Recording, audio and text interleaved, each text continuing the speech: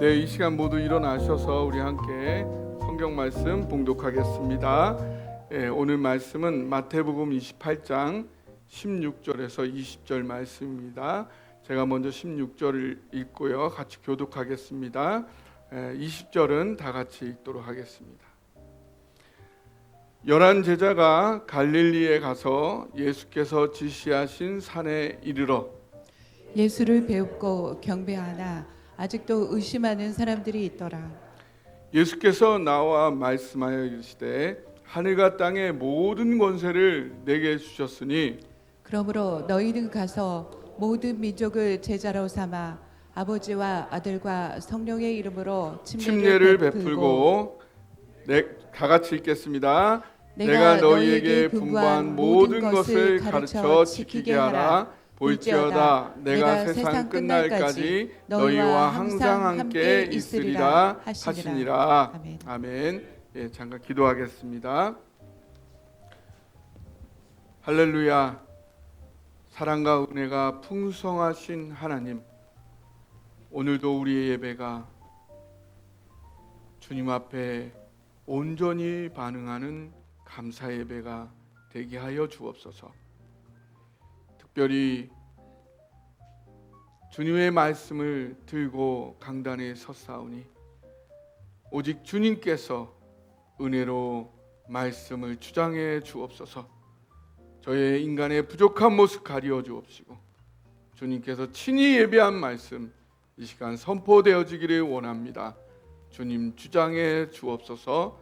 예수님의 이름으로 기도합니다. 아멘. 우리 교회를 정발산으로 하나님께서 인도하셨습니다. 그리고 하나님은 변함없이 우리 성도들을 평안과 건강과 안전과 공급으로 축복해 주셨습니다. 우리는 계속하여 이 하나님의 은혜와 축복을 누리기를 원합니다. 성경은 분명히 하나님의 사랑이 이미 우리 삶 가운데 가득 부어져 있다라고.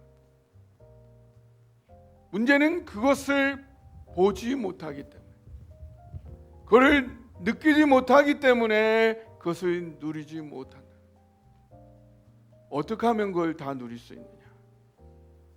내가 느낀 만큼, 내가 경험한 만큼 반응함으로 내 영적인 감각들이 점점 깨어난다는 사실입니다. 오늘 특별히 추수감사 예배를 드릴 때 하나님 한 해 동안 나에게 베풀어 주신 은혜 마음껏 감사합니다. 주님 감사합니다. 이렇게 우리가 함께 감사로 반응하며 나아갈 때에 우리의 모든 막힌 것들이 풀리고 지금 문제로 여겨지는 것들의 진정한 해결책들, 하나님이 이미 깔아놓은 그 해결책들이 발견되는 역사가 우리 예배 가운데 일어날 줄 믿습니다. 우리가 하나님 앞에 어떻게 반응해야 할 것이냐? 그를 위해서는 하나님이 진정 가장 기뻐하시는 뜻이 무엇이냐? 그거를 확인할 필요가 있습니다. 그를 위해 우리는 3주 동안 예수님의 마지막 유언들을 계속해서 상고하고 있습니다. 근데 이 예수님의 마지막 사역, 부활하시고 하늘로 승천하시기 전에 예수님 사역을 보면 아주 뚜렷한 공통점이 나와요. 그 공통점이 뭐냐면 제자들이 불안하고 걱정하고 염려하고 두려워하고 있다는 사실. 이게 아주 남의 일 같지가 않죠. 오늘 우리의 모습과 너무 유사하다. 오늘도 불안해하고 걱정하고 염려하고 두려워하고 있는 우리의 모습과 제자들의 모습이 얼마나 똑같은지 모르겠습니다. 이런 제자들의 모습, 부활을 며칠 전에 하나님이 하셨어요. 예수님이 하시고 예수님의 공생애 동안 수도 없이 놀라운 기적들을 경험했음에도 불구하고 오늘 다시 불안해하고 걱정하고 염려하고 두려워하고 있는 이 제자들의 모습, 너무나 안타깝습니다. 이들의 모습, 대표적인 모습이 어쩌면 그 마태복음 14장 22절 33절에 베드로의 모습과 아주 대표적인 모습이라 생각이 듭니다.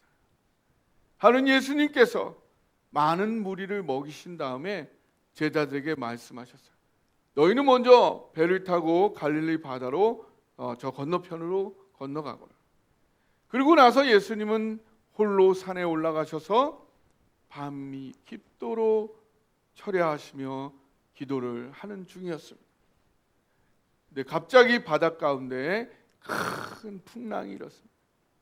바람이 거세게 불고 파도가 배를 쳐서 흔들었습니다. 그러자 제자들은 바로 믿음을 잃어버리고 두려움에 사로잡혔습니다. 벌벌 떨면서 이제 죽음을 앞둔 것처럼 모두가 다 힘들어하고 있을 때 밤 사경 새벽 3시쯤 놀라운 일이 일어났습니다. 그 험하게 치는 그 파도 사이로 바람이 쉥쉥 부는 흰 거품이 막 날리는 그 바다 사이로 예수님께서 그 물 위를 걸어오고 계신 것입니다. 그 모습을 보자 제자들은 예수님인 것도 모르고 깜짝 놀라서 유령이다 유령 라고 외치게 되었습니다. 그때 예수님께서 말씀하십니다. 안심하거라.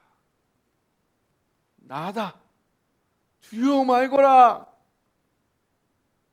파도가 막 치는 속에서도 그 파도에 전혀 영향받지 않는 그 예수님을 확인하고 나서야 파도 치는 제자들의 마음이 평안을 얻고 잠잠해지는 그때에 베드로가 외쳤습니다. 주님, 저도 주님처럼 물 위를 걷고 싶습니다. 저도 걷게 해주세요. 그러자 예수님이 그러라, 너도 이리 오거라. 그러자 베드로가 물 위로 발걸음을 내딛었어요. 어떻게 됐을까요? 베드로 또한 바다 위를 물 위를 걷는 것이었습니다. 베드로는 그 사실이 너무나 놀라워서 진정 예수님이 이 파도에도 주인이시구나 라는 걸 느끼며 나아갔는데 그 다음에 바로 또 파도가 집채만한 파도가 확 일어가지고 여기로 다가오다 보니까 그 파도에 그만 겁을 먹어서 두려움이 밀려오자마자 그는 바로 물속으로 빠져들기 시작하는 것이었습니다. 그러니 어떻게 해요? 물을 막 먹고 이제 죽게 생긴 거죠. 그가 외쳤습니다. 주님, 나를 구원해 주옵소서. 나를 구해 주세요. 그때 예수님이 다가오셔서 베드로의 손을 붙잡으며 말씀하십니다. 믿음이 작은 자여, 왜 의심하였느냐? 그리고 함께 배에 올라 함께 나아갈 때에 파도 치던 그 바다도 잠잠하고 고요해지는 것이었습니다. 그때 제자들은 진정으로 예수님이 하나님의 아들이시다 고백을 한 거죠. 이 모습이 사실은 우리의 모습과 굉장히 비슷한 것입니다. 여러분들도 여러분의 인생 가운데 바다 위를 걷는 것과 같은 놀라운, 사람으로서는 도저히 상상할 수 없는 그 어려움을 유유히 해결해 가셨던 그 하나님을 목도한 적, 그래서 그 하나님을 붙잡고 여러분도 또한 그 어려움의 고비를 넘었던 그 경험 여러분들도 있으시죠? 저도 그런 경험이 수도 없이 많이 있습니다. 어쩌면 한 달 전에도, 어쩌면 한 주 전에도 그런 경험들이 계속 이어져 가고 있는 것입니다.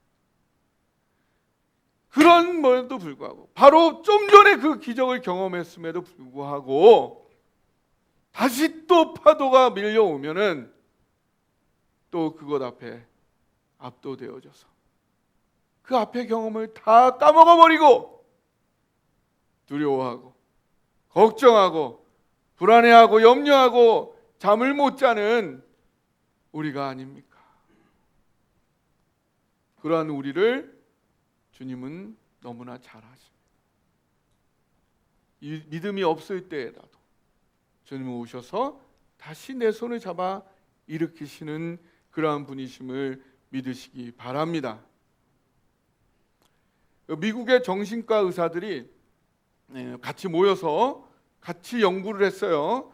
그랬더니 사람들이 걱정을 엄청 많이 하고 있는데 그 걱정을 분석을 해봤더니 40% 걱정하는 40%가 없는 일을 가지고 걱정을 해요. 없는데 그걸로 걱정을 하고 있어요. 30%는 이미 지나간 일이야. 어쩔 수 없는 지나간 일 때문에 걱정을 하고 있어요. 하나님의 말씀을 묵상해야 되는데 내 지나간 상처를 계속 묵상해. 그 상처 여기 아픈 여기 상처가 났으면은 계속 만지면 어떻게 해요? 또 상처 나죠. 또 까지고 그러잖아요. 어떻게 돼? 그냥 놔둬야지요. 잊어버리면 우리 육체 자체가 자생적으로 그거를 치유하는 능력이 있단 말이죠. 근데 그걸 계속 건드려. 우리 상처도 마찬가지. 이미 지난 일인데 그거를 하루 종일 밤새도록 묵상하고 있다는 거예요. 그럴 필요가 없다. 그 다음에 12%는 내가 상상하는 일을 걱정하는 거예요. 내가 상상하고 그걸 걱정하고 있어요. 그 다음에 10%는 일어날 수도 있고 안 일어날 수도 있는 일들을 가지고 걱정. 남은 게 8%. 어쩔 수 없는 분명한 걱정할 수밖에 없는 건 8%밖에 안 된다는 사실입니다. 거기서부터 믿음으로 자유해지는 저와 여러분 되시기를 축복합니다. 성경은 그 8%마저도 0%가 되는 평안의 삶으로 우리를 인도하고 있습니다. 예수님께서 마태복음 6장 34절에 내일 일을 염려하지 마라. 내일 일은 하나님이 알아서 하실 것이다. 오늘 일은 오늘 하고 거기에 만족하라. 그리고 나머지는 맡겨드려라. 마태복음 11장 28절 수고하고 무거운 짐진 자들아 다 내게로 오라. 내가 너희를 쉬게 하리라. 여러분의 짐을 다 주님께 맡겨드려요.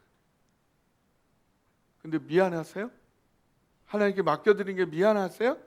이거 내 걱정인데 이거 예수님께 드리면 예수님 좀 힘들 것 같아. 이거는 못 드리겠어. 내가 힘든 게 낫지. 예수님을 내가 힘들게 해드리면 안 돼. 이렇게 생각하실 필요가 없습니다. 여러분의 모든 짐들을, 걱정들을 하나도 남김없이 주님 앞에 내려놓으시기 바랍니다. 그 베드로전서 5장 7절에는 너희 염려를 다 주께 맡기라. 이 맡기라는 말이 에피립토예요. 에피립토. 이게 뭐냐면 던져버리라. 아이들이 학교 갔다 오면 엄마한테 자기 무거웠던 가방을 샥 던져버리잖아요. 믿으니까. 나 이거 너무 힘들었어. 엄마 이거 받아. 그런 것처럼 하나님께 던져버리라. 하나님이 알아서 해결해 주실 줄 믿습니다. 제가 그런 경험이 많이 해요. 정말 어렵고 힘든 어쩔 수 없는 그 막다른 골목에 도달해서 어떡하지? 할 때 하나님, 내가 그거를 밤새도록 걱정하면서 묵상할 수가 있는데 하나님께 맡겨. 내가 어쩔 수 없는 거니까. 92%가 내가 어쩔 수 없는 거예요. 걱정할 필요도 없는 거예요. 주님 알아서 해주세요. 그러고 그냥 잠드는 거예요. 그 잠 자체가, 하나님께 맡기고 잠을 자는 것 자체가 기도입니다. 그게 기도예요. 하나님께 맡기는 것 자체가 기도예요. 그리고 잠 자고 평안히 자고 일어나니까 하나님이 그 문제를 해결하시는 놀라운 경험, 여러분 자주 하시죠? 예, 우리의 삶에 이런 경험들이 날마다 증거하기를 축복합니다. 그래서 예수님이 제자들에게 첫 번째로 부활하신 다음에 가장 많이 하신 사역이 뭐냐면 이 불안, 걱정, 염려, 두려움을 제거하는 일들 하셨어요. 하도 그러고 있으니까. 예수님이 부활하셨는데 죽은 것처럼 다들 힘 빠져가지고 지내니까. 그래서 누가복음, 우리 살펴본 누가복음에는 무슨 일을 하셨어요? 두려워 떨고 있는 제자들에게 가셔서 평강이 있으라. 세상이 알 수 없는, 세상이 줄 수도 없는 평강을 주셨습니다. 그리고 하도 예수님 살아나신 거에 대해서 의심을 하니까 직접 고기를 먹어보셔. 음식을 먹는 걸 보여주셔. 나 살아있잖아. 육체로 살아있는 거야. 보여주셨어. 우리의 삶 속에서도 오늘도 하나님께서 살아서 나와 동행하고 계시다는 증거를 오늘도 보여주신 줄 믿습니다. 이게 제자들에게만 해당되는 얘기가 아니에요. 예수님, 내가 여기 살아있잖아. 내가 역사하고 있잖아. 너의 문제보다 내가 더 크잖아. 라는 거를 오늘도 확인시켜주고 계십니다. 우리가 그거를 그냥, 예수님은 그렇게 하고 계신데 그런지 모르고 그냥 지나가고 있는 거예요. 그걸 볼 때 하나님의 더 많은 계획과 인도하심을 보게 될 줄 믿습니다. 그 다음에 마가복음에서는 예수님이 어떻게 하셨어요? 다른 거는 꾸짖은 적이 없는데 믿음이 없는 거에서 꾸짖으시는 거예요. 믿음이 없는 게 그것만이 아니라 그 믿음 없는 게 아주 굳어져 버렸어. 왜 이게 굳어졌어요? 반응을 안 하니까. 네가 경험했으면 바로 반응을 해라. 그걸 따라. 파도가 치면 파도를 따라 움직여야 되는데 경험할 때뿐이고 바로 잊어버려. 또 잊어버려. 그러면 다음에 또 경험해도 한 번 굳은 마음은 더 힘든 거예요. 계속 여러분의 마음을 하나님의 역사하심에 믿음으로 반응할 수 있도록 세밀하게, 섬세하게 살아있을 수 있도록 여러분 반응해 가시기를 주님의 이름으로 권면드립니다. 오늘 마태복음 28장 16절 20절에 보니까 예수님께서 그 두려워하고 있는 제자들에게 갈릴리로 부르십니다. 한번 읽어볼까요? 시작. 11 제자가 갈릴리에 가서 예수께서 지시하신 산에 이르러. 네. 왜 갈릴리로 오라 하셨을까요? 여러분 갈릴리가 어딘지 아세요? 맨 밑에 그 팔레스타인 지역에 보면 밑에 쪽에 사해가 있고 사해 옆에 유대 지역이고 거기 예루살렘이 있어요. 여기가 이스라엘의 중심부예요. 수도권이에요. 그 다음에 사마리아 지역이 있고 그 끝에 갈릴리 호수가 있고 바다가 있고 그 주변이 갈릴리 지역. 그러니까 예루살렘과 떨어져 있는 변두리에 갈릴, 변두리. 그리고 변두리에 있다 보니까 수도권보다는 굉장히 모든 것이 낙후되어 있어요. 그러나 권력으로부터 떨어진, 이들이 두려워하고 있는 이스라엘 그 민족 지도자들과 떨어진 안전한 장소로 이들을 부르시는 거예요. 여기로 오거라.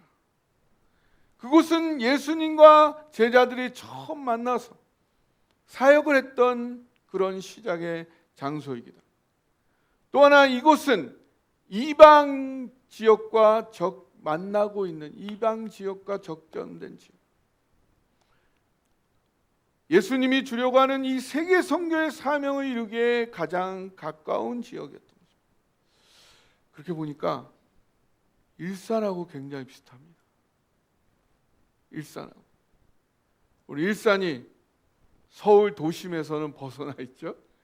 서울에서 오신 분들이 여기 몇 분 계신데, 서울에서는 벗어난 도심과는, 도심의 중심에서는 떨어져 있는, 내 치열한 그 삶의 자리에서 떠나서 오늘 예수님에게 집중할 수 있는 이 예배의 자리로 여러분을 부르셨습니다.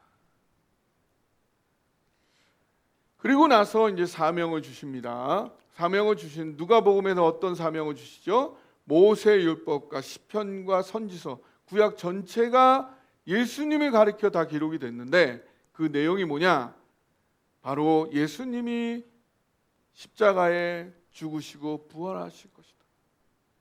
그리고 그로 인한 제사함을 받게 하는 회개가 예루살렘에서 모든 족속에게 전파돼. 너희가 그리고 이 일의 증인이라, 순교를 각오한 증인이라 말씀. 마가복음에서는 뭐라고 말씀하셨죠? 온 천하에 다니며 만민에게 복음을 전파. 그걸 믿고 회개하는 자는 구원받을 것이요 그렇지 않은 자는 심판을 받는다. 너희가 하는 사역에 따라서 그 사람들의 영원한 운명이 결정될 것이다. 그런 사명을 주십니다. 이거를 감당하기 위해서 5가지 표적, 하나님이 함께 하심의 증거를 주시겠다 약속하십니다. 오늘 마태복음에서는 뭐라고 말씀하시냐면, 하늘과 땅의 모든 권세를 예수님이 갖고 계시다. 예수님이 이 세계의 모든 것을 마음대로 하실 수 있는 그 권세를 갖고 계십니다. 그러면서 세상 끝날까지 항상 너희와 함께하겠다. 2가지 약속을 해주십니다. 근데 이 약속은 조건이 있어요. 어떤 자에게 함께 하시느냐?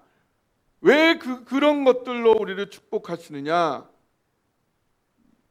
모든 족속에게 복음을 전하기 위해서. 그래서 마태복음 28장 18절에서 보면 가장 중요한 말씀이 제자를 삼으라. 19절 보세요. 너희는 가서 모든 민족으로 제자를 삼으라. 그래서 우리 교회의 목적은 제자 삼는 공동체입니다.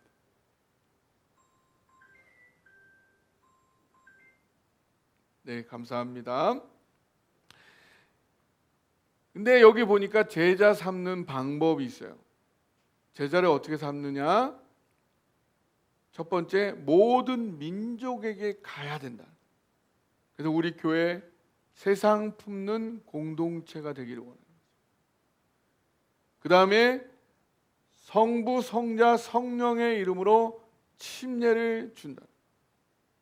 침례를 준다는 건 뭐예요?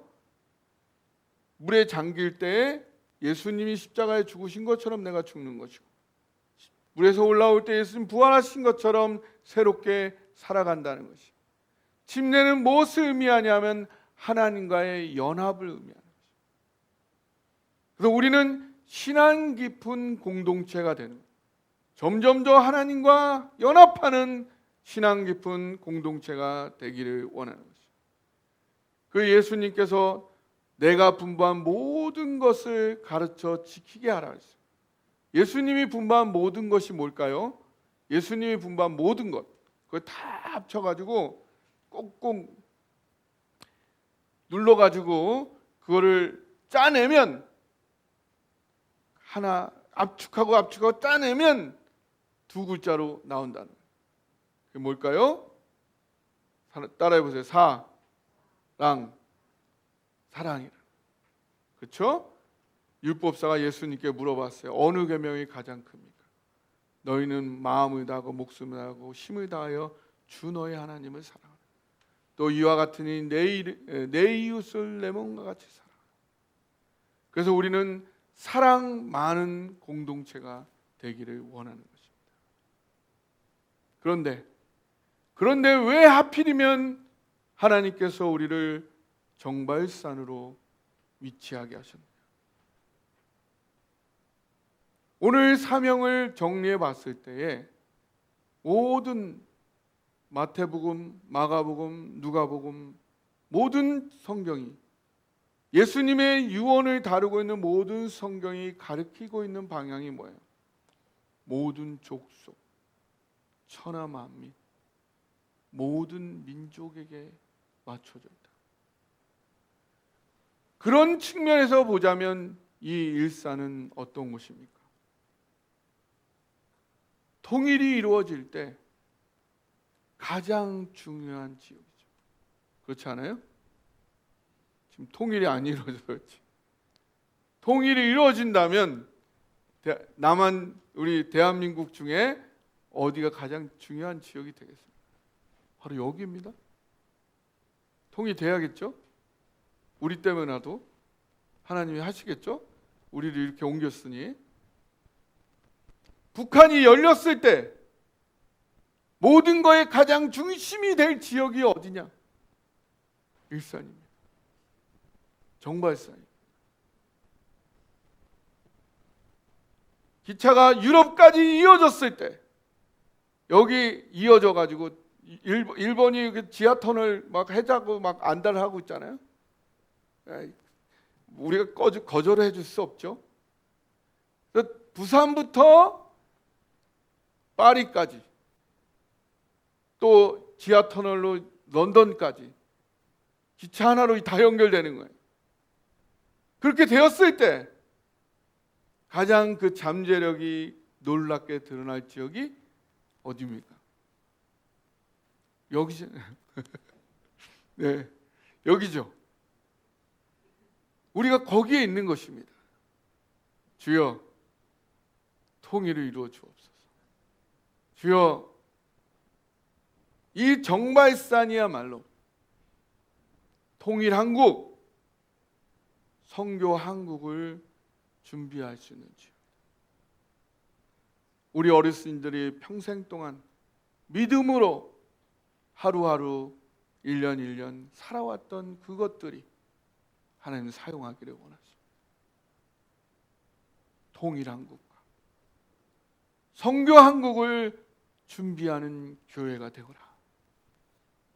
우리에게 주신 비전인 줄 믿습니다. 그래서 시니어들이 살아나는 교회가 되어야 합니다. 할렐루야. 시니어들 많이 데려오십시오. 잡아오십시오. 강권에서 이 자리에 채워주시기 바랍니다. 우리 사랑동산교회만 가면 시니어들이 살아나더라. 영적으로 육적으로 살아나더라. 그런 교회 만들어 봅시다.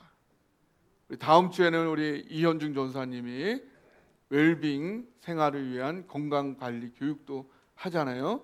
그런 걸 많이 해가지고 우리 시니어들은 다 이 사랑동산교회에 모여야 된다. 우리 시니어들이 살아나는 교회 만들어 가기를 원합니다. 네, 그리고 하나님께서 예수님께서 천하 만민에게 가서 복음을 전하라고 그랬는데 이 예루살렘 교회가 부흥을 했는데 예수님의 이 사명을 실천을 안 하니까 어떻게 했어요? 핍박을 줘서 다 흩어버렸어요. 그래서 안디옥 가서 선교를 하게 된 거예요. 근데 지금은 시대가 바뀌었다는 거예요. 시대가 반대가 돼버렸어요. 인터넷이 막 발달하고 K-팝이 막 유행을 하고, 그러니까 또 지금 우리나라가 저출산 고령화 인구 절벽이 됩니다. 하나님의 큰 그림이다. 이것 또한 하나님의 큰 그림이다. 제가 지방에 내려가면은 건물이 막 으리으리하고 모든 게 다 잘 지어졌어요. 우리나라 전체가 땅이 좁으니까 다 개발이 됐어 이미. 근데 텅텅 비어 있어. 아시아 사람들이, 중앙아시아 사람들이 한국으로 몰려오고 있습니다. 대학으로 몰려오고 있어요. 그런 사람들이 여기 와 있다 이겁니다. 예수님 시대에는 땅끝까지 가라고 했는데 이미 하나님께서 한국의 땅끝에서 사람들 보내고 있다. 그들을 위해 우리를 준비하신 듯합니다. 그들을 위해 우리를 이 정발산에 옮겨 놓으신 듯합니다.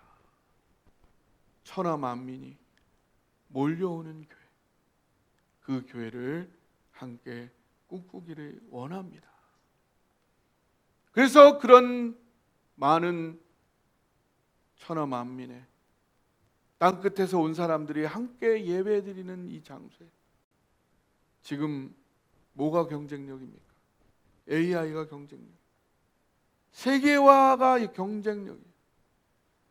여기에 천하 만민들이 몰려와서 프랑스에서, 미국에서, 필리핀에서, 인도네시아에서, 인도에서 많은 사람들이 몰려와서 함께 예배드릴 그곳에 양질의 교육을 할 수 있을 것입니다. 다음 세대들, 이 땅에 우리 한국의 소수일지라도 그들을 일당백으로 교육할 수 있는 다음 세대를 교육하는 교회가 되기를 원하는 것입니다. 하나님이 우리에게 주신 놀라운 은혜와 축복들, 그거에 대한 반응이 무엇입니까? 거기에 걸맞는 반응이 무엇입니까? 거기에 걸맞는 비전을 품는 것입니다. 그 비전을 향해 내가 할 수 있는 만큼의 최선을 다하는 것입니다. 그것을 통해 하나님의 비전을 이룰 뿐만 아니라 그것을 이룰 수 있도록 나에게 건강 주시고 물질의 축복 주시고 능력 주시고 권세 주실 줄 믿습니다. 우리의 삶을 통해서 마음껏 제자 삼는 공동체, 신앙 깊은 공동체, 사랑 많은 공동체, 세상 품는 공동체 되기를 원합니다. 이 시대에 맞추어서 시니어들이 살아나는 교회, 천하 만민이 몰려오는 교회, 다음 세대를 교육하는 교회 함께 만들어가기를 원합니다. 시간 함께 주신 말씀 붙잡고 기도하기를 원합니다.